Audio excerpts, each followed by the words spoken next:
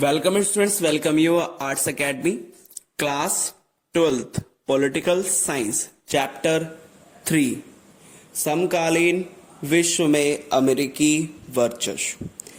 आज की क्लास से हम एक नया चैप्टर स्टार्ट कर रहे हैं और इस चैप्टर का नाम है समकालीन विश्व में अमेरिकी वर्चस्व। सबसे पहले हम इस चैप्टर के नाम को देखते हैं। तो चैप्टर का जो नाम है वो क्या बताता है कि समकालीन विश्व में, समकालीन विश्व मतलब कि आज के समय में अमेरिकी वर्चस्व के ऊपर बात की जाएगी। अमेरिकी वर्चस्व मतलब कि कैसे कि अगर हम आज के समय की बात करें तो सबसे ज्यादा शक्तिशाली जो देश है वो कौन है? वो अमेरिका है।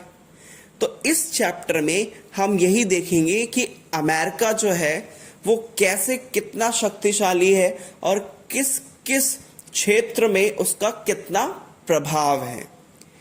तो आपको इतना तो पता चल ही गया कि जब 1991 में क्या हुआ, सोवियत संघ हार गया और 15 देशों में वो बट गया। उसके विघटन के बाद अमेरिका एकमात्र महाशक्ति बना और पूरे के पूरे विश्व पे जो वर्चस्व रहा वो सिर्फ और सिर्फ किसका रहा?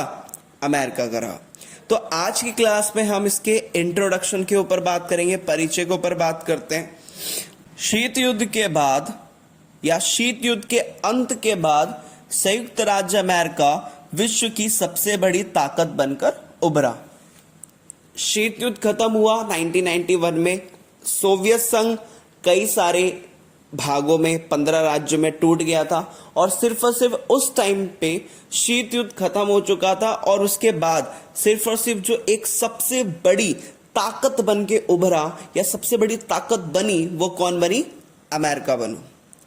इसके बाद दुनिया में कोई उसकी टक्कर का प्रतिद्वंदी ना रहा, मतलब कि जो उसका कॉम्पिटिटर था, कौन कॉम्पिटिटर? उसको कॉम्पिटिशन देने वाला, उसको टक्कर देने वाला कौन था? सोवियत संघ था। सोवियत संघ क्या हो गया?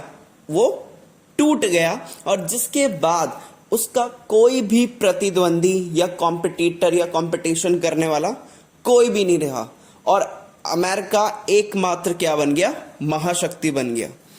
इस घटना के बाद के दौर को अमेरिकी प्रभुत्व या एक ध्रुवीय विश्व का दौर कहा जाता है। कि जब शीत युद्ध खत्म हुआ तो शीत युद्ध खत्म होने के बाद जो सबसे बड़ी महाशक्ति बन के उभरा वो कौन था? अमेरिका था। तो अमेरिका की ही पूरी का पूरा दबदबा था, प्रभुत्व था हर चीज में, चाहे आप राजनीतिक ले लीजिए, आर्थिक ले लीजिए, सांस्कृतिक ले लीजिए। तो इन सभी क्षेत्रों में क्या था? अमेरिका का बहुत ज्यादा दबदबा था। तो इससे हम यही कह सकते हैं कि पूरे के पूरे विश्व में सिर्फ और सिर्फ एक सबसे बड़ी महाशक्ति बना और वो कौन बना? अमेरिका बना। इसलिए इस टाइम को एक ध्रुवीय विश्व के नाम से भी जाना जाता है। एक ध्रुवीय क्या होता है? एक ध्रुवीय विश्व मतलब होता है जब अंतरराष्ट्रीय स्तर पर शक्ति सिर्फ एक देश के पास सबसे ज्यादा होती है, उसको हम क्या कहते हैं? एक ध्रुवीय। मतलब कि जब अंतरराष्ट्रीय स्तर पर, मतलब कि एक देश के पास सबसे ज्यादा शक्ति होना या एक देश सबसे ज्यादा शक्तिशाली होना, उसी को क्या कहा जाता है? एक ध्रुवीय। और शीत युद्ध के बाद एक ध्रुवीय का दौर चला और इसमें जो सबसे ज्यादा दबदबा रहा या सबसे ज्यादा जिसके पास पावर रही वो कौन था? अमेरिका था। तो इस अध्याय में हम अमेरिका के प्रभुत्व की प्रकृति, मतलब कि अमेरिका किस किस क्षेत्र में उसका दबदबा है या फिर अमेरिका ने कैसे कैसे अपना विस्तार किया या उसकी सीमाएं, मतलब कि कौन कौन सी ऐसी चीज हैं जो अमेरिका को इतना शक्तिशाली होने के बाद भी उसको रोकती थी, इसके बारे में हम समझने की कोशिश करेंगे। कि पहले तो हम ये देखेंगे कि अमेरिका का दबदबा किस किस क्षेत्र में है, फिर उसके बाद ये देखेंगे कि उसका विस्तार कैसे हुआ और फिर हम ये भी देखेंगे कि आज के टाइम पे कौन कौन सी ऐसी चीज हैं जो अमेरिका को रोक सकती हैं।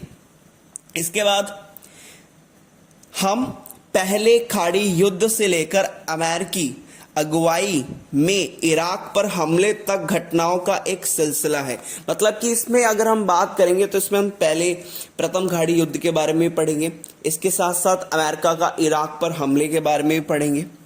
इसके बाद हम वर्चस्व की अवधारणा की प्रकृति को समझने का प्रयास करेंगे। इसके बाद हम एक वर्ड के बारे में डिस्कस करेंगे, और जो वर्ड क्या है, वर्चस्व। तो वर्चस्व जो इसमें आपके स्टार्टिंग में चैप्टर में ही लगा हुआ है, अमेरिकी वर्चस्व, समकालीन विश्व में अमेरिकी वर्चस्व क्या है, इसके बारे में भी हम डिस्कस करेंगे, इसके बारे में भी हम पढ़ेंगे।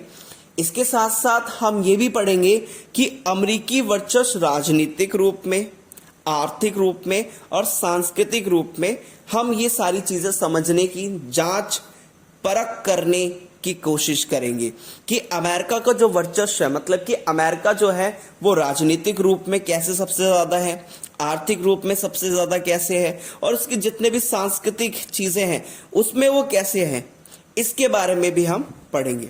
इसके साथ साथ हम ये भी देखेंगे कि अमेरिका जो राजनीतिक, आर्थिक और सांस्कृतिक रूप में इतना ज्यादा है, उससे कैसे निपटा जा सकता है या कैसे उसका सामना किया जा सकता है। इसके बाद अमेरिका से निपटने के लिए भारत के पास क्या नीतिगत विकल्प क्या है। तो इसमें हम ये भी देखेंगे कि भारत के पास कौन कौन से ऐसे विकल्प हैं, कौन कौन से ऐसे ऑप्शन हैं जिससे वो क्या कर सके, अमेरिका से निपटने या अमेरिका से टक्कर ले सके, या फिर मेन अमेरिका के जो इतने राजनीतिक आर्थिक प्रभाव हैं उनसे कैसे वो निपट सके, इसके बारे में पढ़ेंगे। इसके साथ साथ अध्याय के अंत में हम इस बात पर विचार करेंगे कि अमेरिकी वर्चस्व के सामने कौन कौन सी चुनौतियां आन पड़ी हैं। कि आज हमने ये देखा है कि अमेरिका राजनीतिक रूप से बहुत ज्यादा, आर्थिक रूप से बहुत ज्यादा, सांस्कृतिक रूप से बहुत शक्तिशाली है। तो इन शक्तिशाली होने के बावजूद अमेरिका के पास या अमेरिका के सामने कई सारी चुनौतियां आती हैं, कई सारे चैलेंजेस आते हैं, उसके बारे में भी पढ़ेंगे। और हम ये भी पढ़ेंगे कि अमेरिकी वर्चस्व से उभरा जा सकता है या नहीं। मतलब कि हमेशा क्या अमेरिकी वर्चस्व ही चलेगा या और भी देश सामने निकल के आएंगे या बहु ध्रुवीय विश्व बनेगा, इसके बारे में भी हम डिस्कस करेंगे।